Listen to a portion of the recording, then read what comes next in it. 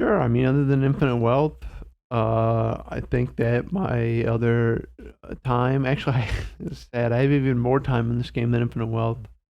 I've been playing Enshrouded. We might have talked Yeah, about it briefly, maybe not we last talked about it week. a little I bit. remember. We hadn't barely Um, gotten to anything at that point. right. We've done so much We're more now. Enshrouded kind of fucking veterans now. We've been in the shit. In the Uh, shroud. You guys have been killing it. It's kind of crazy. yeah. I mean, I've had tons and tons of fun with this. I think we're not done with it yet. I mean, obviously we're not do more playthroughs. We're not to the end of our first playthrough yet, but I think No. we're definitely on that final push. I think we may have maybe one more, upgrade to the shrine, and then check out what that unveils, and then we'll see. I guess the reason I'm thinking that specifically is because I believe we unlocked well, I think it's not really a mystery. It's steel. We unlocked like the recipe or whatever for steel, but it doesn't even have like a little thumbnail picture. It was just like a cube, and it just said the word I was steel. like, maybe it's just a placeholder. Yeah, exactly, placeholder. So I'm guessing once we get there, it's gonna be like you've reached the end of early access, but we'll see.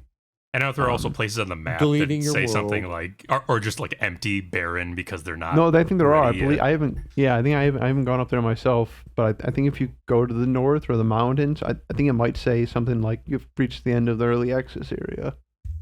So I Um, think for us, it's gonna be like grounded, where yeah, we keep coming back to it as more content is added to the early access. yeah, I think so, definitely. And I'm excited to do that. I've been really enjoying this experience with it, and we'll be excited to come back to it as the years go by.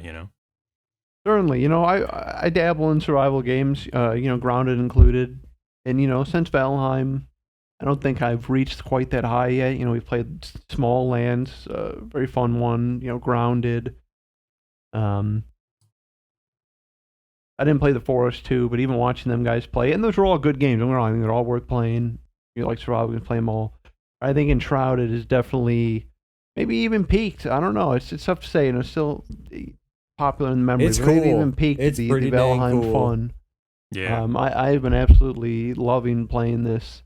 And the more I thought, I keep calling it a survival game, and I think it's what it's advertised as. But I really think that I think I said this. It's more of an action adventure, a co-op action adventure game, with survival progression. Yes. If you think about As it, you it's not said. like you don't need to eat or drink. I mean, those things can boost your stats, but you won't die. It's not like you have a thirst meter and you're going to get dehydrated and lose health. Yep. Uh, it's not like we're going to different biomes. It's like, oh, this is the desert biome. You got to wear your clothes or you're going to get overheated. There's no, and maybe they plan to add this stuff later. I don't know. But as of right now, no weather system.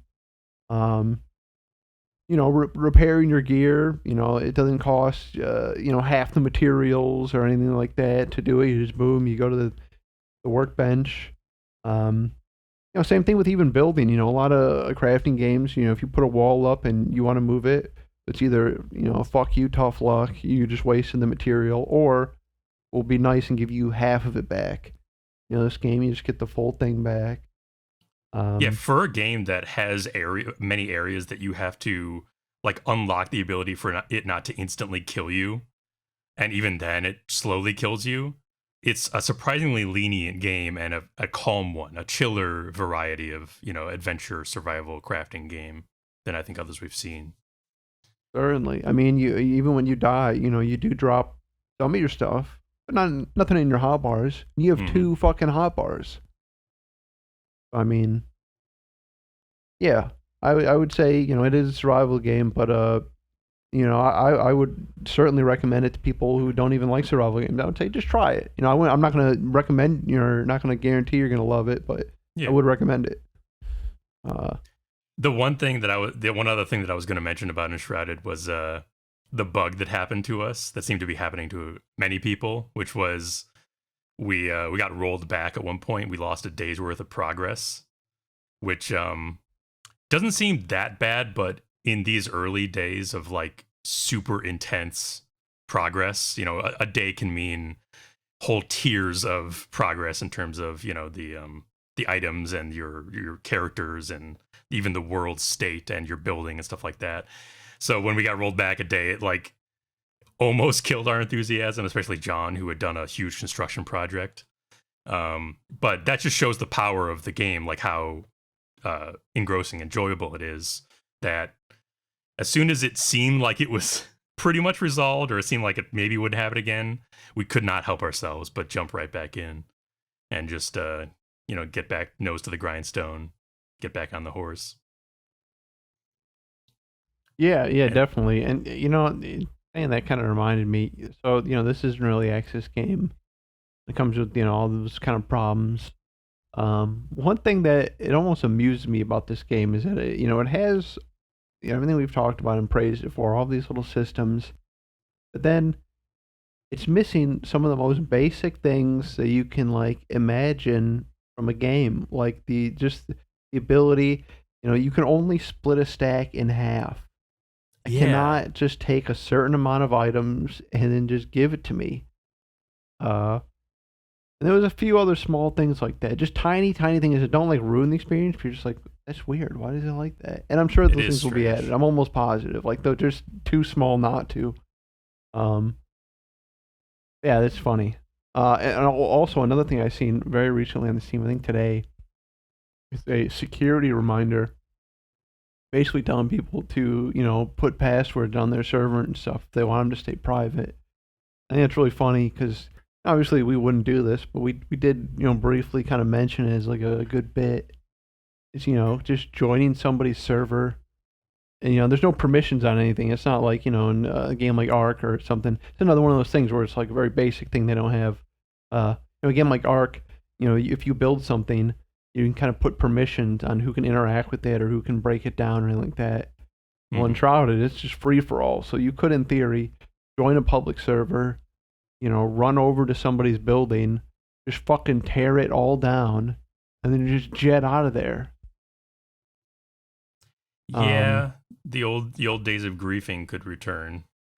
Certainly, I mean, obviously, it's like if you're just like a complete asshole, you could do that. But like, so I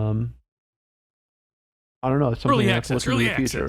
Yeah, I mean, it's nothing we have to worry about. Obviously, it's all friends on our server, but it would be a pretty big bummer. I could imagine if you were. I don't even know if they have public servers. We're on a server that one of us is renting. I don't know how it works in the real world. You guys just keep your little peasant village and live. Let the king handle that.